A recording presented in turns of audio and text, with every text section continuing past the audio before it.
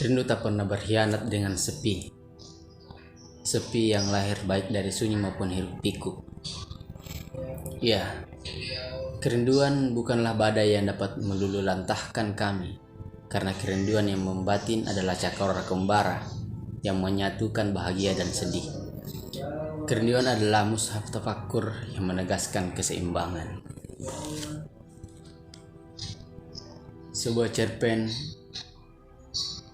Kuntum Sepatu Dea untuk selalu mengenang di hari itu.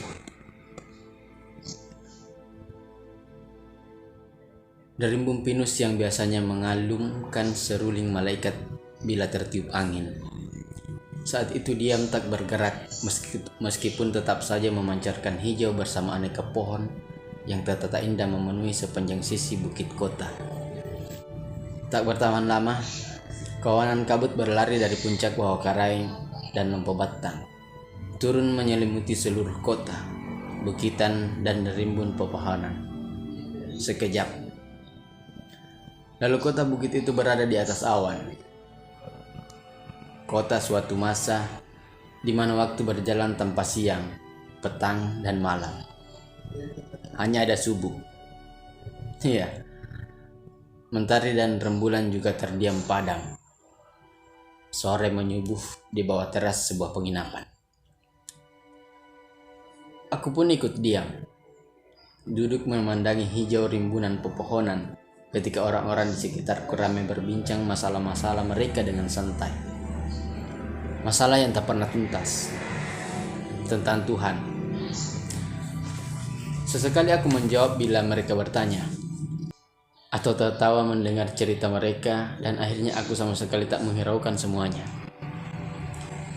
Aku memilih masuk dalam keheningan selimut kabut, bermain diam bersama pinus, damar, alvokat, mawar, dan terutama bermain cukup lama dengan sepatu Dea yang sedang menebarkan kuntumnya. Aku yakin saat itu malaikat penjaga keindahan sengaja menabur kabut dingin untuk kami. Dan dalam keindahan itu, aku dapat bersama sepatu Dea. Bersama dalam sebuah makam, ruang persinggahan para sufi dalam tamasya spiritual mencapai puncak suci. Bertemu sepatu Dea bukan pertama kali, tapi kali ini batinku merasa hal yang sangat berbeda. Aku tiba-tiba terpikat jatuh kepada keindahan kuntum yang memancar merah jingga dalam tasbih kabut dan hijau dedaunan. Hari itu keindahannya tak biasa. Dia terpancar menembus keindahan jiwa. Hadir ke dasar sukma, tempat di mana Tuhan meniupkan kesucian estetik pada setiap makhluk. Sambil mengirim senyum, tatapanku semakin dalam padanya. Ia semakin memerahkan jingganya, atau sebaliknya menjinggakan merahnya. Justru dengan permainan itu ia semakin anggun. Namun aku masih yakin pula bahwa ia adalah sepatu Dea yang kukenal sejak beberapa waktu lalu. Aku masih dapat menandai gaun rumah yang sering ia kenakan. Ia semakin anggun dan cantik. Daunnya adalah rambut yang basah tergurai ikal mengkilap. Kuntumnya adalah wajah lembut tersapu dingin. Kabut basah lalu bersenyawa dengan aroma tubuhnya dalam semerbak basmalah. Aku harus mengatur napas untuk menghirupnya dengan baik. Merah jingganya merona menjadi kedipan tahmid tanpa henti yang memancarkan kilauan kasih sayang. Alisnya yang tebal bersambung adalah lukisan camar yang tak pernah lelah dan kalah melintas sepi kembar di atas samudra. Tentu saja, semakin tak ingin aku meninggalkan makam itu. Ruang yang membuatku tiba-tiba berada dalam dekapan rahim ibu. Aku dan sepatu Dea saling bercerita dengan bahasa yang tak pernah ada sepanjang sejarah kebudayaan manusia. Bahkan kami saling memahami melebihi makna yang dapat terungkap dari kekayaan bahasa peradaban manusia. Aku menyelam ke dasar samudera jiwanya, dan dia menyelam ke dasar samudera jiwaku. Kami menjadi samudera itu, dan samudera itu menjadi kami. Samudera diam tanpa kebisuan, diam bercerita tentang perahu nelayan yang berayun lambai dalam buayan ombak. Didayangi tarian dan komposisi kicau camar, kami tetap bermain. Ia berlari bersembunyi di balik kabut yang tipis menutupi merah jingganya. Terlalu lemah menghalau semerbak aromanya. Ia masih sembunyi di balik kamar. Aku berpura-pura tak melihatnya karena ia pun sesungguhnya hanya berpura-pura sembunyi. Aku berpura-pura seolah kehilangan dia, padahal aku ingin sekali segera menggapainya dan mendapat kesempatan menatap wajahnya, mata dan alisnya. Dia pun ingin segera kutemukan dirinya, mengagetkannya dari belakang agar aku berlari lagi dan dia balik mengejarku, menyusuri punggung bukit. Dia masih seolah sembunyi. Aku masih berpura-pura mencari. Aku sembunyi dan dia balik mencari. Aku mengingatkannya dari balik pinus saat dia pun segera mengingatkanku. Dan terjadilah keinginan itu. Kami sama kaget dan tertawa. Lelah bermain, di sebuah mawar kami duduk berbincang tentang apa saja. Mawar yang merah tapi pohonnya berduri. Aku bertanya padanya, mengapa kelembutan mawar merekah di atas pohon berduri?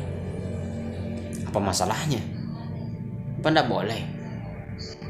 Tanyanya balik. Tidak. Kebetulan aku sedang larut dalam kelembutan sepatu dia tanpa duri. Jawabku polos padanya. Sambil perlahan mencium kembang mawar, ia menyangkalku. Ya, mungkin kau selalu memikirkan surga yang beda dan terpisah dari neraka. Lalu mawar yang juga berduri jadi masalah bagimu. Cobalah membayangkan surga dan neraka sebagai bagian yang terpisahkan satu, seperti surga mawar ini.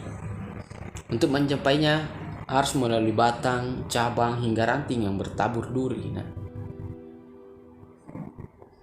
Mawar dan duri adalah keseimbangan, menyatu tapi bukan bercampur, saling menjadi. Dan meski tajam, duri tak pernah dengan sengaja menusuk atau melukai sesuatu, melainkan sesuatulah yang menusukkan dirinya ke duri. Kabut makin enggan beranjak dan matanya semakin bening. Dia tak hanya anggun tapi juga pandai. Kepandaiannya mengalir jauh mencapai batas-batas pengetahuan, menyusuri sungai-sungai hakikat dan telaga makrifat. Ia menanyakan padaku mengapa datang lagi ke kota ini. Aku adalah kerindangan angin, jawabku. Bahwa angin tak pernah merancang datang dan pergi. Ia hanya memahami kehadiran. Angin adalah kembara rindu yang hadir menembus setiap ruang dan waktu.